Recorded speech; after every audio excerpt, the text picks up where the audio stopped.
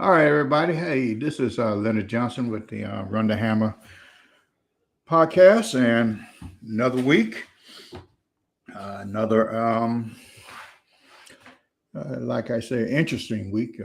We had so much going on in this world today, but hopefully we can lighten up the atmosphere again and talk to just talk some football. Well, talk some program building. We don't necessarily get into the football part of it, but talk some program building and try to get to see where these guys are going with their program. Um, Want to thank all of you again for tuning in and your kind comments. It really makes me feel good to see that a lot of you guys are listening and actually getting to know what these guys are going through. And the amazing thing about it is that each one of them have a different way how to build a program. I was going through some notes and I had to travel out of town. I've been out of town for about the last week. I had some family issues to deal with, and getting ready for this something and going back to some notes from listening to some of the other guys as I travel. Found out that each one of them has a different thing, but way of how to build a program, but they're almost all the same, and each of them has a different struggle, but all of them have the same struggle. If that makes any sense to you. But it's good to see these young guys get out here and try to help our young people, help you and help you raise your kids, as I always say, because gosh, we need a lot of help with these guys, and maybe we'll get into some of that tonight. But tonight we have Cedrick Jeter. When I found out that this young man had gotten a position at Newberry, I said, "Wow!" And because I knew the outgoing coach, Phil Strickland, and I know that we were just sitting here talking about some of the people in Newberry, and I knew Mike Ware, who was a long time coach there, and I just said, "Wow," just like that, and I just my little tail just started jumping with joy, and but as I begin to read more and more about him and begin to see, I can see why they made that decision to hire this guy, because he's going to be a special one, and one that's right for that community at this time. One other thing before we bring him on, next week we got the show of all shows. We got the Line Old Man's coming on next week. So we got coming on the show. I keep laughing about it because being around these guys, I know how much they can tell stories. But we got Bill Tate of Townsville, Benny McMurray, Buddy Pugh, Nate Thompson, Darrell Page, Tony Felder, Tommy Brown. These are the legends, people, and they're going to be on next week, and it's going to be a 2-hour show. So I want you to tune in and chime in with your comments, because these are guys who's been around for a long time and have just about seen everything, and we just want to give them a place to come and just have some fun and to tell their stories about how it was and what they did. All of those guys, got a ring. Uh, you know, and if you want to know how to get a ring, then you need to be in here and listen and and ask and just have fun with them, celebrate with them, because you know you don't know how long these guys are going to be around. We all are getting up there in age, and we just don't know. And one of the things that I look back at some of the guys that I knew, the old Tommy Smith, Marty Richards, and guys like that, the pioneers of football, of coaches, and they didn't have a platform like this. So we're going to bring them on so that you can get But enough of my rambling. We're going to get on here and start talking to Coach Jeter. And what I'm going to do right here, Coach Jeter, is that I'm going to make me small and make you big. Oh man, we got this thing rolling. Man, I tell you, technology is something else. Guys, here's Coach Jeter. First time I think this is the first time I've ever met you. Is that Yes. correct? I can't even remember seeing you at the clinics and everything. Don't say that. I'm there. I know you're there, but I just haven't, I just get in a chair and sit down and just observe. But I've never seen you and everything. So why don't you those other 2 or 3 people out there who don't know you, besides me, why don't you introduce yourself to everybody? Well, I'm Coach Cedrick Jeter. I'm from Union, South Carolina. Hometown's Kyla, South Carolina, the southern tip of Union. Just had homecoming, so I got to represent now. Got to let everybody know about it. But man, I'm a football junkie. I came up in the heyday of Union, and I had some great coaches. I played with some great people, great players. It was in my era. Is a great time for football, and a lot of us are coaches now, and just kind of got bit by that bug in our teens, and we just stuck with it. Um, Outside of football, I'm a family man. I enjoy spending time with my wife, my children. Even though my children are kicking my butt right now, but it's fun. I like to have a good time, and like I said, I'm a ball coach, man. It's in me. Uh, I love it so much. I went to play NAIA ball in Union College, Kentucky. So for all you bad students out there, that's a good reason for you to get your grades up. Union, but Kentucky's a whole lot different than South Carolina. So yeah, uh, that's me in a nutshell. Ultra competitive. That's probably why I got the Newberry job. Passionate guys. I love football. And I love people. So that's me.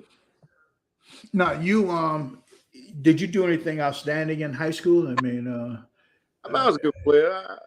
I won a couple state championships. We were one of the top teams in the country. We had some really, really good players that everybody heard about. On another team, I might have been a really, really good player that everybody heard about. But on my team, man, we got some studs. The Roscoe Cross and Kyle Brownings of the world. uh-huh. We were loaded, man. We were loaded. You played with Roscoe? Oh yeah, all my life. Okay, okay. Yeah, I thought he was one of the better receivers coming out of South Carolina ever, man. I say saw him play. it's ever. Yeah, I saw him play a couple of times, and I said that kid is real good. What is he doing now? I think he's living in Spartanburg, working at Camp White Pine.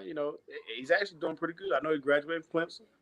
He's Mm-hmm. influencing the youth in a positive way, telling his story. So he's been impactful. Okay. And you what position did you play? I played linebacker in high school. Play linebacker, so that's why your defensive Oh yeah, yeah, okay, and we'll talk about that here in a second and everything, because I like to, it's very rare. I mean, it's common to see guys who play one thing is in high school, then later on become an expert in that position also. I think somebody was talking about, you obviously you're good at what you do defensively, because a lot of people talk good about you, as I was doing my homework and everything. So that's great. And you said you got a family? oh yeah.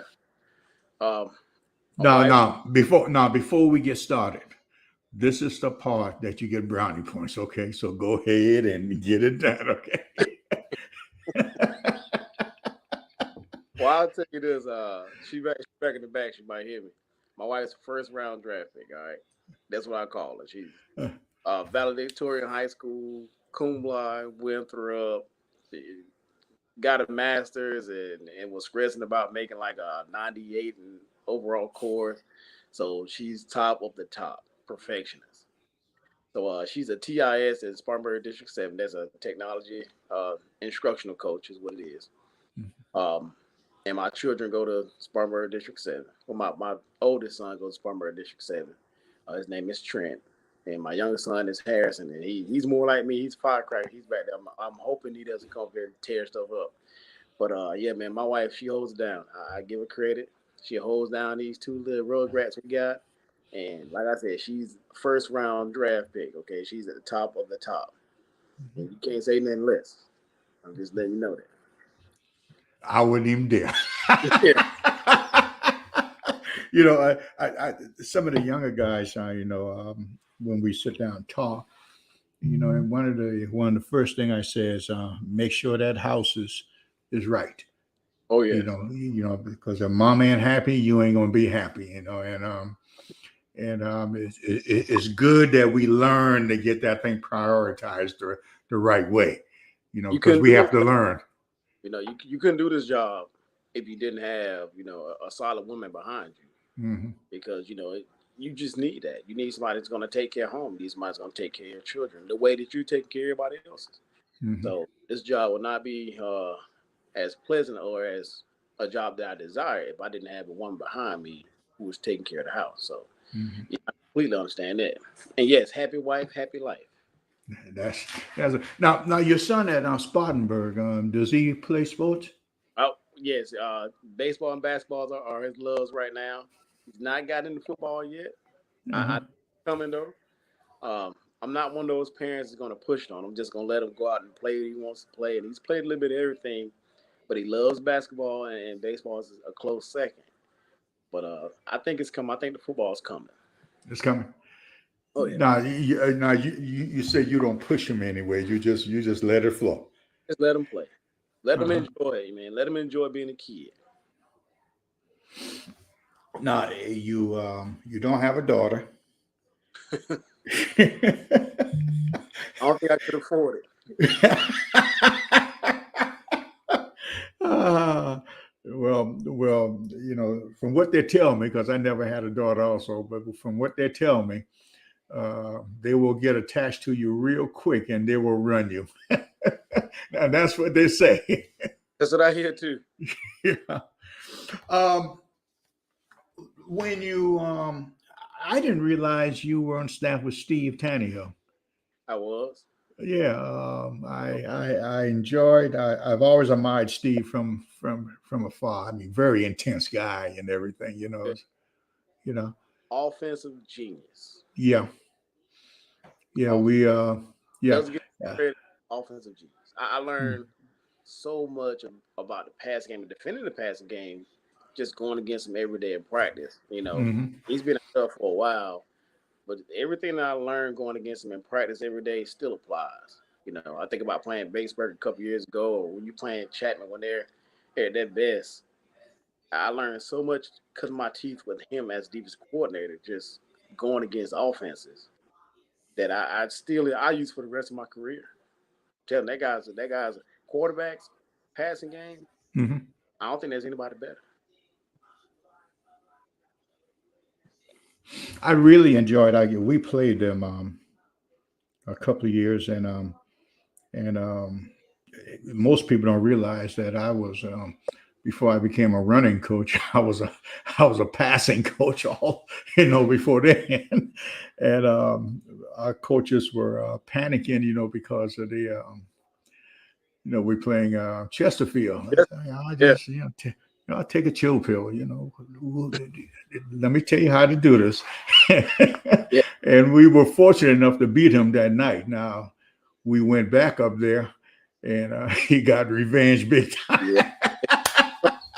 But those were fun times playing, man. I really enjoyed playing against him because, those kind of people challenge you to get better. Yes. Yeah. Now, how did you end up at Newberry? Well, now you came there as an assistant first, right? Yes. So I was defensive coordinator in Union. My youngest brother, I coached my brother in Union. He just graduated, and I told everybody there, I felt like it's kind of time for me to leave and try to find my own way. I started applying places and just looking around. I did feel like there's a ceiling there for me in Union. I didn't feel like I would get a fair opportunity to keep going up. So I just started applying, and out of the blue, Coach Strickland calls me one day and said, "I heard you're looking for a job," and that was pretty much it.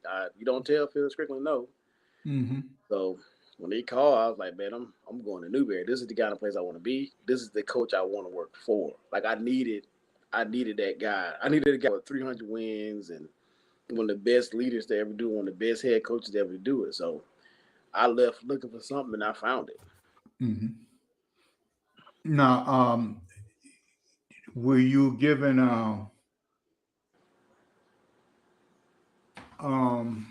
free reins of the defense? Did you understand what you were getting into with Phil? Oh yeah. Well, luckily I had been with somebody like Taneyhill. He puts all the pressure on the assistants. He makes the assistants work just as hard as he's gonna work. So luckily I had been through those fires with him. So going to Coach Strickland, Coach Strickland's kind of laid back until you press his buttons. Then he's a fire guy too. But I had been through those fires already as a coordinator. So going to be an assistant on the field to start off, it was great. I was just coaching the position. I ain't had to worry about nothing. Coach Harvey's there. So, then I gradually, got to get to the point where I'm the coordinator and Coach Harvey's getting up in age and he let me coordinate. And, man, it was great. Going from a pass-happy offense to a run offense is great as a defense coordinator. They work the clock. You can sit back and chill a little bit. They just working the clock. Like, man, I ain't used to this when I got Newberry. Yeah, it was a smooth transition. And like I said, I went down and worked my way back up, but I wanted to work with somebody like Phil Strickland. And how long did that take you to get back to the coordinator position? Well, let me ask you this: was it a big deal for you to step down to being just a regular assistant? Nah, football is football. If you can go somewhere and help a team become better and just coach ball is ball. Whether you're a coordinator, a position coach, or head coach, if you love the game, you love the game. So it wasn't a big deal for me to step down. Plus, I was working with great people. Bill Harvey has his own legacy as a defense coordinator. Phil Strickland has 300 wins. You got to humble yourself when you work with those kind of people. So, yeah, it wasn't that big a deal. I'm glad I did. So it's beneficial for me. And what is your special niche when it comes to defensive football? Running whatever works.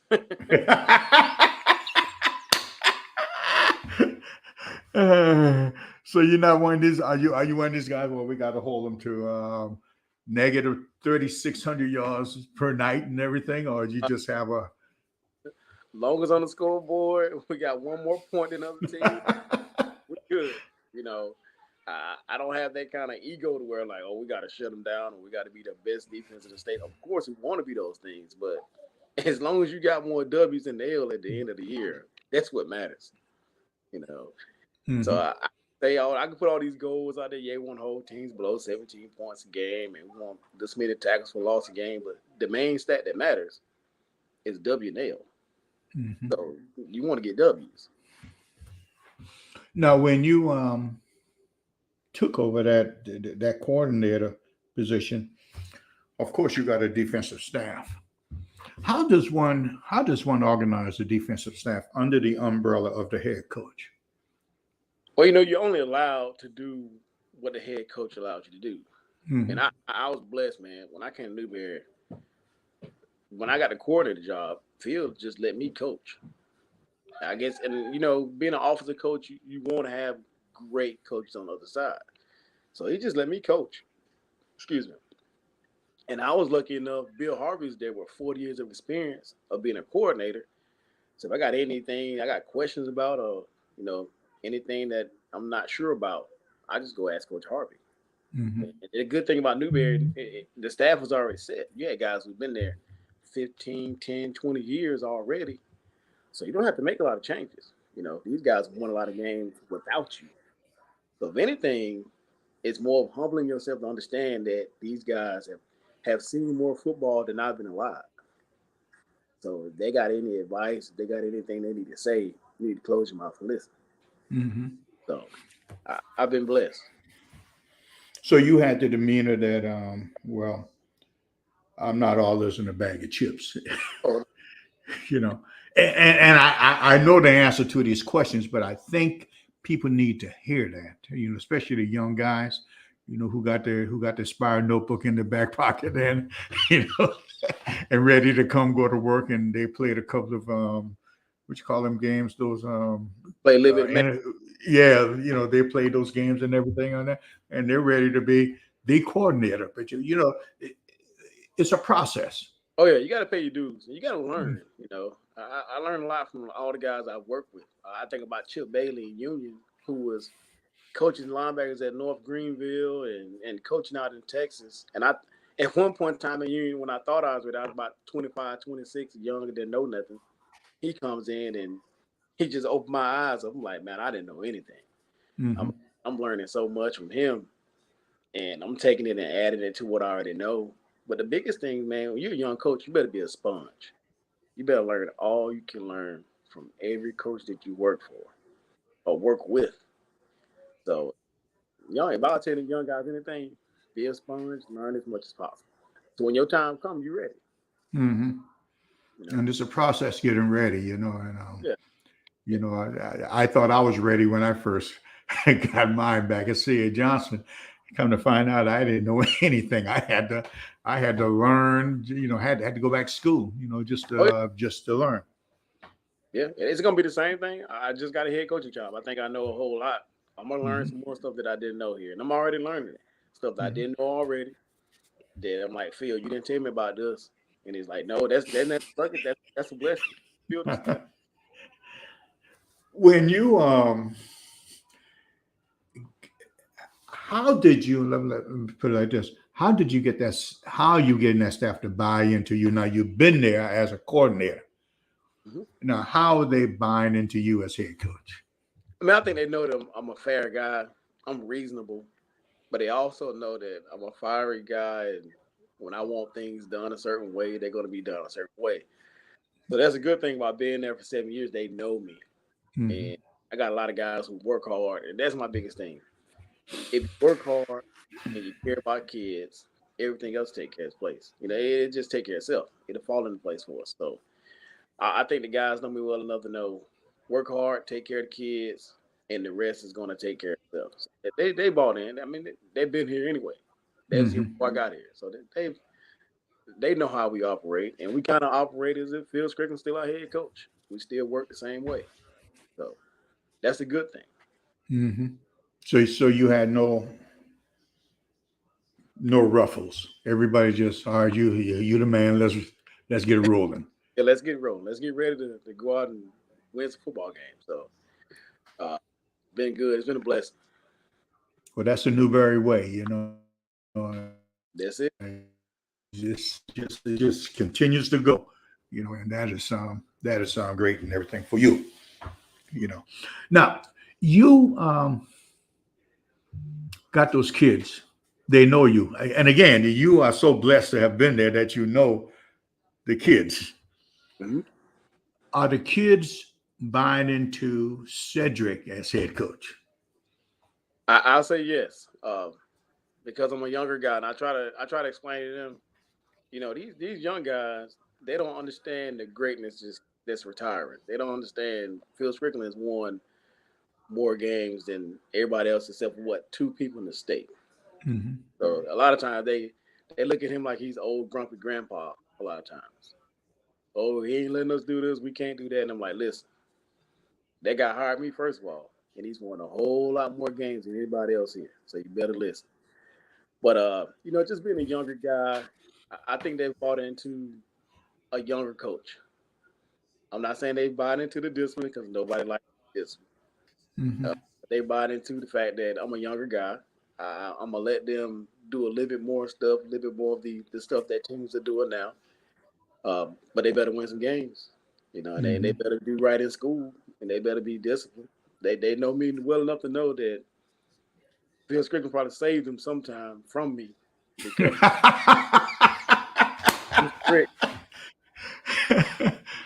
Now, who do you have on the staff that's going to pull your coattail?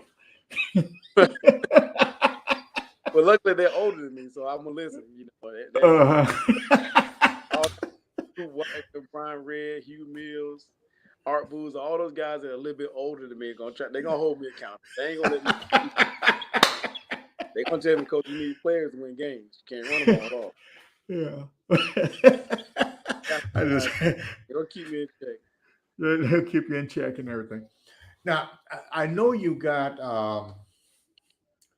a new superintendent there. And I don't know much about your administration. You want to tell us about your school administration, how that's working out for you and everything? Well, it's kind of like everything else. They were already in place before I got the job. And I've worked with them since I got in Newberry, as far as Miss Finn, our athletic director, Coach Carey. So we kind of know how each other work. They know how I am. They know, sometimes I expect things to be done now, and I can be patient at the same time. So like I said, it's been a blessing. All the things that are in place that I think should be in place are in place for us to continue to be a great program. Mr. Presley's just added on to that.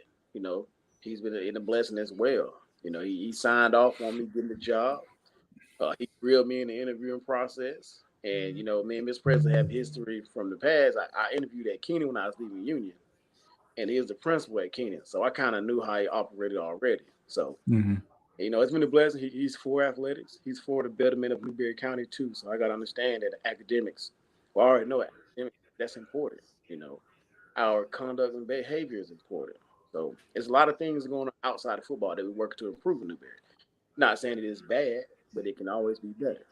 But as far as administration-wise, I'm blessed. We're all on the same page. And I've been doing this 15 years, 16 years now. I've seen administration and the coaching staff not be on the same page, and they completely ruin seasons, ruin programs. But the good thing in Newberry is we're all on the same page, and that just makes things a whole lot easier. Now, what strategies are you using to get the kids academically ready for the next level? Well, you will be using. Let me put it like this. Well, the first thing you got to identify guys who can play at the next level. And that's the number one thing. You got to identify some guys who can play the next level. After you identify them, you got to educate them on the recruiting process, because it's a process. You got to explain to them the importance of academics, whether that be, right now I'm in the process of scheduling a recruiting workshop where we're going to invite every kid and their parents from 7 through 12 that sit down and listen to us explain the recruiting process.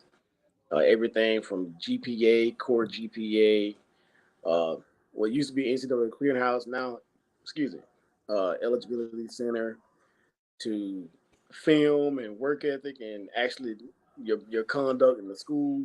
So we're going to go over everything. Transfer portal, NIL, as much as we can, because we don't know all the details of NIL ourselves. But we do know how the portal works.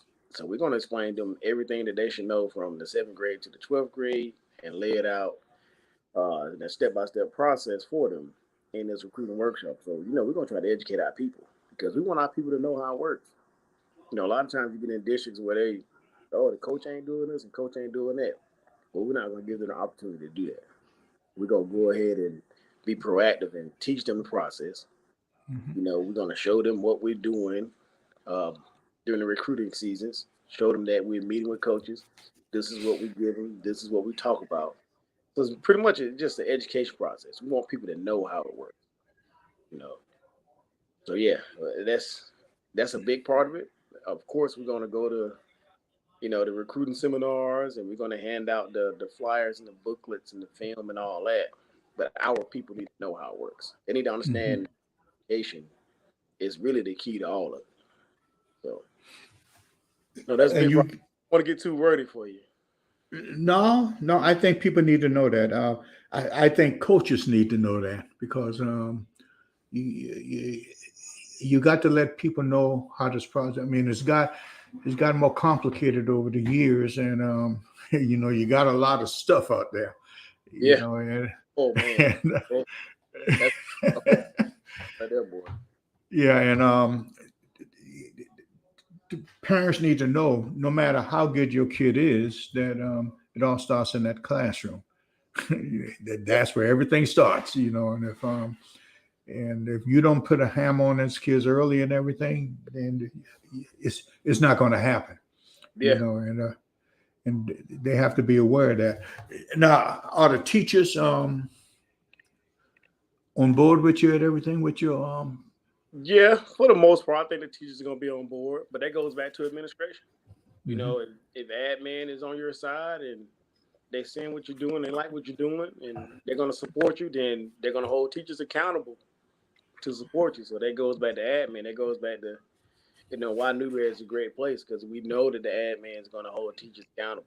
Not saying that teachers need to be held accountable, but if the admin's on your side, all the rest of that stuff is going to fall in place. Mhm. Back in 1976, got on a green and gold bus, and I call myself bopping down to Newberry to play. And and before we got off the when we got off the bus, there were about 2,000 people already at the stadium. Man, That was back in the day. That's when they had what's the tight end Willie? What's that Willie's name? They had Willie, huh? Willie Scott. Yeah, Willie Scott was playing there, Yeah, and yeah, he played tight end there. yeah. And Trust me, I know that guy's a stud. yeah, that he was. Coach, I want to let you know that I wasn't born in 1976. Well, I figured I'm a couple of years older than you, so. I those stories all the time, and like I realized I wasn't born. But I was getting to that rabid bunch of fans you got over there. I mean, those fans, and there are there are not too many fan base that are better than Newberry. You want to talk about them for a little bit? Well, we're trying to get them back. Our attendance dropped a little bit here with COVID, Yeah. and we working like crazy to try to get them back in the seats. When I first got to Newberry, oh man, yeah. I tell you what, if there's a game you want to go to Newberry Fairfield. And Mm-hmm. you get that feeling again where they're right on top of you. They laughing and hollering and having a good time. The music's playing, the grill's fired up in the background. Mm-hmm. I mean, you got everything you want in a football game. Newberry Fairfield Central. That's one of our big rivalries, and I'm glad they're back in our region. But we're trying to get them back to that, and we have great fans now. We got loyal fans. Fans been coming for Mm-hmm. years. I mean, years. But we're trying to get, we got a new stadium. I think the stadium might be a little bit too big. We can't fill it up like we used to. But yeah, we definitely got to get them back in there. And I've had a lot of people back in there. That's why I was glad they made the switch from the playing the championship games at William Bryce and going to the smaller venue like South Carolina State or Benedict. I said that was the best. Benedict's a perfect venue. Yeah, it's a perfect thing. I've always said that. And when we played there, I was this reminded me of college, because the venue, everything felt just right instead of trying to fill up a stadium. And yeah, man, if the stadium is too big, fans are spread out. You just don't have that festive environment, Mm-hmm. And that's a good thing about Benedict. We played in it one time at Benedict when I was in Newberry, and it was a whole lot. We didn't win the game, of course, playing Dillon, Mm-hmm. but it's a whole lot better experience than when I made it when I was in Union. We played in Carolina. The bright lights, the kids come out, they're a little nervous, and they're huge, and some of the coaches might be a little nervous the first time being in that kind of environment. Mm-hmm. So it just catches you off guard how big it really is. Well, Benedict is a little bit smaller, a little bit more intimate, and it doesn't feel like a high school game, but your fans are right there. Mm-hmm. You hear them and you feel them. Whereas Carolina, your fans are way back there, and you don't even know they're there. So it's whatever, I know the 5A schools probably love going to Carolina. They love the experience, and it's a great experience. But Benedict is just a good experience, if you ask me. Mm-hmm. Yeah, I agree with you, man. I loved every second of it. You know, it was just a great atmosphere. How much, if you were to put it like this, if you were to hire a coach, what qualities are you looking for? But first and foremost, you want somebody who's passionate about kids, who really does care about kids. Uh, because you can teach the football part of it. You can't teach somebody that truly care about kids. Some people, teachers, our profession is to care about kids, to love them, and to teach them. So you're looking for that first. After that, you're looking for somebody who's going to work hard, somebody who's passionate about what they do. I think if you can get those things in place, uh, you can get anybody to be a football coach. And not saying that it's an easy job, but you can teach them the football part. We got clinics for that. You know, if somebody is passionate about what they do, they're going to get in there and learn it. So you look for Mm-hmm. somebody who's passionate about what they do, and somebody who truly loves kids, who truly cares about them. And how much leadway are you giving your coaches right now, as far as getting them prepared? How does that process work with your staff? Well, I'm not going to micromanage anybody. Um, I'm treat my offensive coordinator the same way Phil Strickland treated me. He didn't micromanage me. He let me coach. He let me be passionate about what I do. Now, if things went up to his standard, yeah, he stepped in and he quickly reminded us of his standard. Mm-hmm. But if things up to his standard, he's not going to micromanage you at all. I'm trying to be the same way. That's one thing that I learned from him. You can be great, but you don't have to micromanage people. If you got the right people around you, they're going to take care of themselves. So I try to use a lot of that same stuff that he showed me with the guys now. Now, if you're not living up to the standard, it's my job to teach you what the standard is, and this is how we're going to do it. So it's a lot of different ways of doing things. A lot of different head coaches. I started off Tommy Bobo, had David Lipsy, Steve Taneyhill, Phil Strickland. So I saw different ways of doing it, but I saw this guy who's a Hall of Famer not micromanage anybody. Let you do your job, and if it ain't broke, don't fix it. Mm-hmm. So I learned a lot from Phil just watching him day to day. Does bad question, so I won't ask it. I won't ask it. That's a bad question No because I such know, thing. I know Phil very, very well, but I know Phil good enough to know that he doesn't meddle. And I was about to, and not Oh, meddle in a bad way, just oh pull yeah. you by Now he'll let you know. He'll let you and know say, today. "Come here, let's sit and talk for a second." Yeah, that's him. Okay. Yeah. We coached together. What did Phil and I coach at? The Shrine Bowl. Oh, Yeah. okay. And, yeah, when he was the head coach at the Shrine Bowl. And that was a good experience with him. Oh yeah. You know, just a laid back guy. And I never met Phil before in my life. I heard a lot about him, but I never met him before in my life. And that week, I just got a lot of, got a lot of respect for him. A lot of guys use the word culture. Um, what is the Newberry culture? Well, Newberry's always had the dog mentality, and nobody ever came up with a slogan or tagged it or anything like that until recently. And that comes from our assistant principal, who used to be a football coach, Cornelius Cromer, CC. But CC kind of started putting out the dog mentality logo out there, and that's exactly who we are. And I'm not surprised that it came from him because he's a Newberry guy. So, he's been there, he played there, graduated, went to Wofford and came back. But our coach is a dog mentality, discipline, accountability, willpower, and grit. All of those things embody Newberry. You want to say that one more time? Discipline, accountability, willpower, and grit. I've never heard anybody did label it like that. You know, everybody talk about the dog, but they never define what it is. Go ahead. I'm sorry to interrupt you. I can't take credit for any of that. Mm-hmm. That's our assistant principal, CCO, Cornelius Cromer. Mm-hmm. It's his motto, but it's a Newbery model. I mean, it's really, it embodies what our people are all about. You know, everybody always asks about the Upper State Championship run this year, because if you saw us at the beginning of the year, we start out with 19 players. You know, we're going into the spring, Wow. with 19 players. And we had some guys come out late.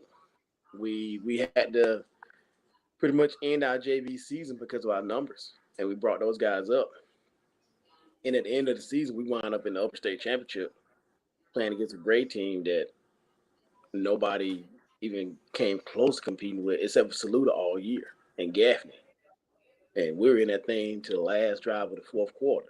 So our guys definitely have the dog mentality. So they're disciplined enough to come to work every day. They show their grit and willpower every single time we go on the field. And, you know, if you was at C.A. Johnson, you know, Newberry's a blue-collar town. Newberry's a tough town. You know, it's almost like Pittsburgh when you think about it. These are tough, blue-collar people. They're going to play that way. They're going to hit you in the mouth. So, you know, that's our culture. I'm just trying to build on it. I'm just trying to build on what's been here since Mike Ware, Sam Barrett, and now Phil Strickland. I don't have to reinvent anything. We got our coach already. So we're just trying to improve on it. You didn't well, I didn't know. You would think that a place like Newberry would have kids coming out of the roof, and when you said you only had 19 players, that surprised me. Yeah, we had 19 at the beginning of the year. You know, COVID was not nice to Newberry County. You know, kids sitting at home, nothing to do, nobody supervising, and kids getting into a little bit of everything. So I feel like we're still reeling from COVID. We're still bouncing back from it. You know, we haven't completely got back to normal yet. And we're a small town. You know, I mean, it's a highly popular area, but we got three high schools. So not every kid is coming to Newberry High School. So we're still trying to bounce back from it, still trying to build our numbers up. In the spring, you know, we had about 70 kids. Oh, that's fantastic. Yeah, we got kids coming back, but when we look at the workforce and kids just sitting at home doing nothing during COVID, it hurt us a lot, you know. And I understand, I get where the kids coming from. We got kids making $13, $14 an hour. You know, that's good money if you're a teenager. And a lot of kids, they want to go to work. They're trying to make that money. And I get it. I tell a lot of them, you know, I told a kid during spring practice, he had to go to work. I'm like, listen, them Whoppers going to be over there when you graduate. And when you're 30 or 40 years old, they're still going to be selling Whoppers. You're not still going to have the opportunity to play football. So I tell kids that all the time. You know, that job's going to be there when you're old and you're ready to go to work. But this opportunity here is a short-lived opportunity that you have to make an impact on your life. So, you know, definitely trying to get that message across, trying to get our numbers up, trying to make it enjoyable. You know, I'm a younger guy, so the music and all that good stuff in practice, just trying to get them out there. You got the well, do you have a weight class now, or you have to do everything after school? It's been on and off. You know, when I first got there, we had it, and we had about 90% of the guys in there, and we still have it, but you know, due to academic reasons, we've had about 40% of the guys in there. And this spring, I think we got up to about 65% of the guys being in there. So we have during school weightlifting and after school weightlifting, but you know, we gotta emphasize the academic part so we can get guys in there, get back up to 90% in there during the day.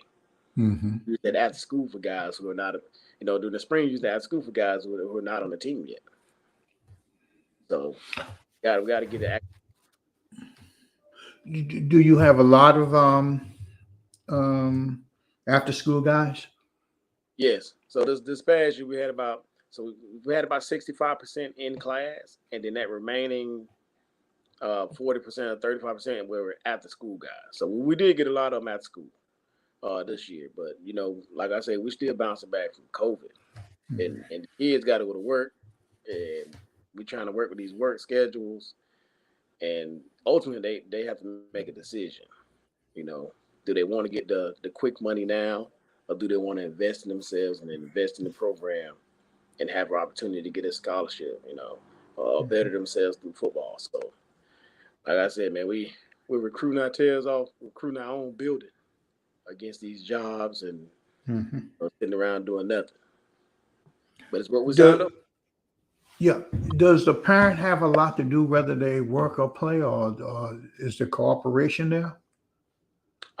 Now, most of the people I talk to, they want their kids to play football. Believe it or not, they want them to be involved, but you got to know the socioeconomics of Newberry. People in Newberry, they're not wealthy. They're right around. You do have some people who are living the middle class lifestyle, and that's fine and dandy. But a lot of those people are not, and those kids out there working to make ends meet, to take care of themselves. So I completely understand that. I don't come from a whole lot. I grew up just like those kids, so I get it. And my mom worked in Louis Rich for 13 years, which is in Newberry. So I completely understand what they're doing. But I want them to understand that right now, this is short term. The money you're making is great right now, but it ain't going to last forever. I want them to go out and get an education. I want them to go out and go into the service. I want these kids to go out and better themselves and make some long-term money where they can save money and invest money and pretty much change their lifestyle.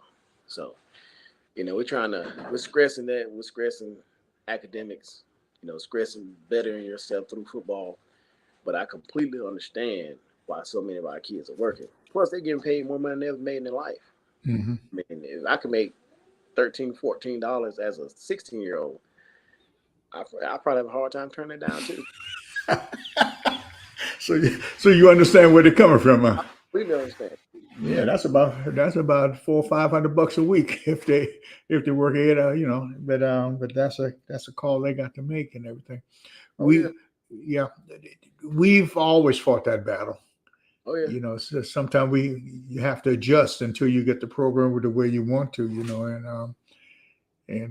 but that's where the coaching come in, or the leadership comes in from you and everything. Yes. So, like I said, I signed up for it, so I ain't complaining. I get it. I know where they're coming from. But I'm working to, help them understand that there's a better opportunity out there. There's a little bit more than this $13, $14 an hour. And you just got to open your eyes to see it. But I think they come along. Like I said, we had 70 guys in the spring. That's getting back to the way that things used to be before COVID. I think COVID devastated just about everybody, where everybody had to recalibrate their program to get it back to where they used to before. Because when you get a bunch of kids who are just sitting around, that's when you got some issues. And sometimes the issues are not good. And I mean the consequences of them sitting around. Yeah. When you got a veteran staff, do they change a lot from what they're doing? And what I'm getting to is that, do you clinic a lot with those coaches, or they kind of comfortable where they are? How's the education of the coach going with you? Well, the big thing now, everything's online now. It's right there for you. So if you want to get better, you can click a couple buttons and it's right in front of you. And I know our guys have done that. We talk ball. We really talk ball every day. Every morning we get together and we'll be out in the cafeteria talking about everything that's going on in sports. And football comes up a lot. So I know guys look at different things. I know guys are looking at what other teams are doing. So, that's part of being on that veteran staff. But some guys, guys can't get complacent. But lucky we're at Newberry, and really, football-wise, there's one thing Newberry hasn't done. Newberry hasn't won a state championship. Are you serious? Yeah, all these guys that have been coaching here, these guys are still hungry for a state championship. Newberry has never won a state championship in football. Wow. You would never know that. I would never know that unless I went back and look at the records and everything.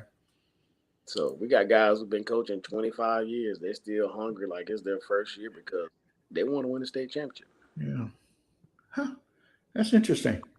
You know, you see these great programs and you have to really, go back and say, dang, they have won state championship, and you wonder, wow, I didn't know that.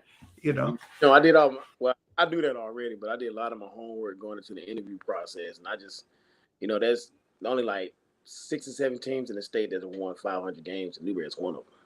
But Newberry has a state championship. Wow. Yeah. Yeah, that's fantastic. How do you get your guys to participate in other sports? It's a small town. Our guys play everything. There's never been an issue here in Newberry. Not since I've been here. Our guys play basketball. They're falling in love with baseball again. Coach Etchew's our DB coach is doing a great job with that. Newberry used to be a great baseball program. We played against them. I remember in that old stadium. Newberry is one of those places, man, where our guys play everything. I think about like places like Abbeville and Batesburg, and we're like that. Our guys play it all. Our backup running back just won 3 state championships in track. Wow. Our guys, the guys that our core guys, those 19 guys we started with, those 19 guys are pretty tough. And they play all sports. Do you have good or good to great team leadership? Well, we graduate a lot of seniors. So, we might have had 15, 16 starters that were seniors. And those guys, they were great leaders. One of the best classes I've ever coached in my coaching career, as far as having leaders, having guys who are going to step up. And I do see some underclassmen now that are rising to the top. I think about Shaquille Good. He's been leading by example. Kid don't miss practice. Kid's been at workouts, doing extra. After he ran track, comes after school workout. I think about guys like Tyrell Brown, who hasn't missed a workout. Who's gotten significantly stronger, and he's already one of the strongest guys we had. So, we got guys who are just rising to the top because they know it's their time. They know the Newberry standard. They know about the dog mentality. So it's their time to be the league dog, and they kind of just step right in. So now, do they have a lot of the younger guys following them, or some of the other guys? How are they leading? Well, they're really leading by example. I think behind the scenes they're getting in some boys' tails. To be honest, I know they are. We got some guys who have talent who are not playing, and I guarantee you, Shaquille Good is getting in somebody's tail. Like, you need to be playing, you need to be working out, you need to be doing this, and I'm getting in his tail. You need to be doing this. You need to be doing this, Shaquille. You need to be doing this in class. So, it's kind of a cycle. I get in his tail, he get in that tail, and the superintendent, the principal, might get in my tail next. But everybody's holding each other accountable, and that's a good thing. So I'm not complaining about it. I want older players holding younger players accountable because we do have a standard. Like I said, Newberry is one of the few teams in the state that has 500 wins. So yes, I completely understand it, and I think it's kind of in their makeup because in Newberry, the teams expect you to win. Guys expect to win. Yeah. I just hate to put it like that, but they expect to win, and we got to do everything we can to put them on that right path. So. When you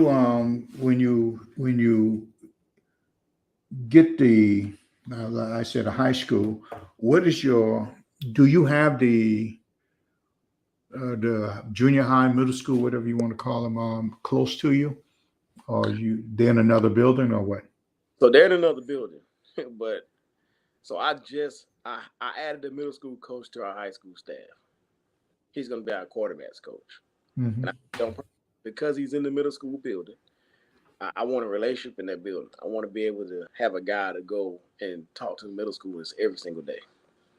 So I hired him as my quarterbacks coach, not only because he's a great coach, but also because he's in the middle school and he can talk to those guys every single day.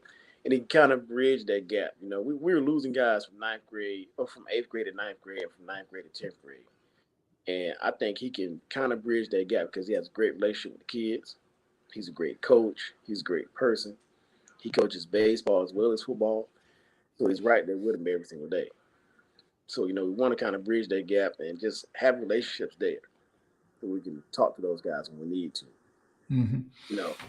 Our middle school plays at our stadium. So we get to see them every game. So we know the kids before they come there. We know we can put a name in the face, when they get there, but we know, oh, this is number 2. This is number 84. Or I saw you make this play. So, we know the kids already from a player perspective. But when they get there, we can put a name with a face and build a relationship with them. So we get to see them a lot.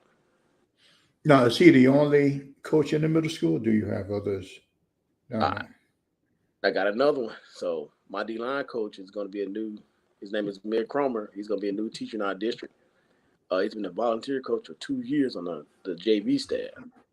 So he's going to be hired in the middle school. So he's going to move up to coach varsity D-line, and he's going to be teaching science at our middle school. Oh, that's fantastic. Yeah. So that's another relationship in the building. And he's a Newberry guy. He graduated from Newberry High School, went to play O-line for Newberry College, and now he's at Newberry Middle. So a lot of your coaches, it looks like they have history with the high school. They got that blue blood. You ain't got to teach. Yeah. So yeah, they we got a lot of relationships in our building that reach out to our community. And, we're a small, tight-knit community. You need that. Me being an outsider, I need people who I can lean on to see what's going on in the community, see what families help, see what kids really to play football.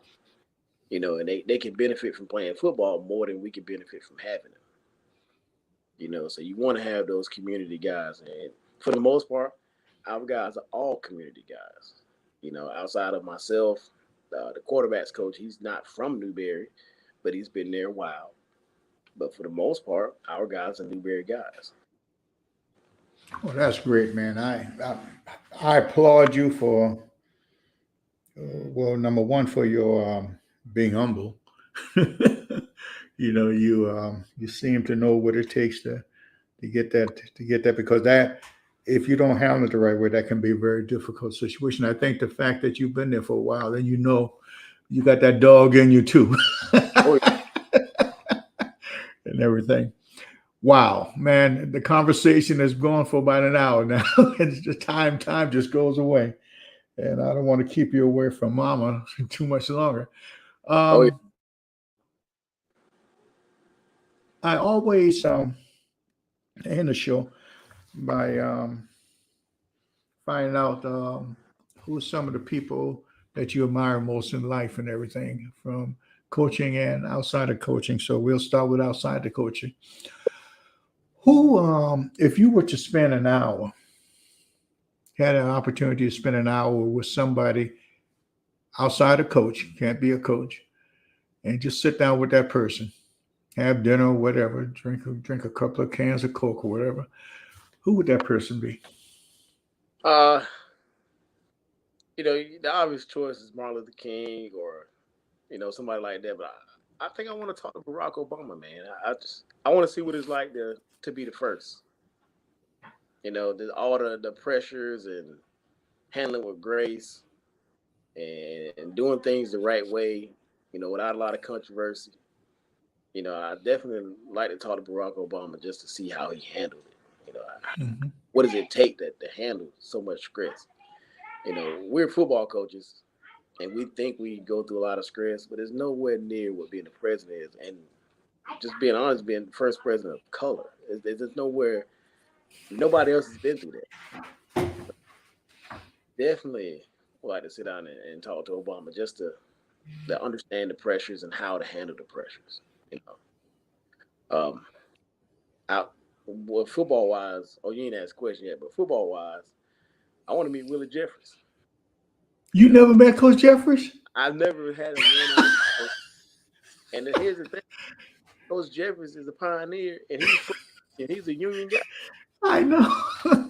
Yeah. You know, he's a pioneer in the game. You know, the first African American head coach of D1 football. Uh-huh.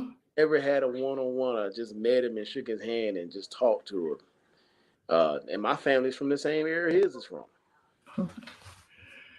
Oh wow! I thought everybody met Willie. Yeah, he is one of my when I remember when I first got into this thing with that C.A. Johnson, and Willie came to speak at our banquet. Man, I had my chest stuck out. Man, I said, because I was responsible for him being there, and he became my mentor. And I mean, he would always check on me to make sure I was doing okay. And when I go up to the games, and I mean, both the spring practice, and sometime I was hanging around after the games and everything, and he's special. Oh yeah, you I know, mean, yeah, on the Mount Rushmore coaches for me. yeah. You know, And I'm gonna try to get him on the show one night, just Oh. to get Coach Jeffries on the show. Right. But I'm sorry. I said I'll definitely be tuned in for that. Yeah, I'm gonna give him a call and see if I can get him on and everything. But we used to meet up when we used to go to those national conventions, and man, you talk about having some fun and just being. I mean, he just is. How should I say? He's so level-headed and so for young coaches and everything. And he has a legacy of all the coaches that he has in the state that came from South Carolina State.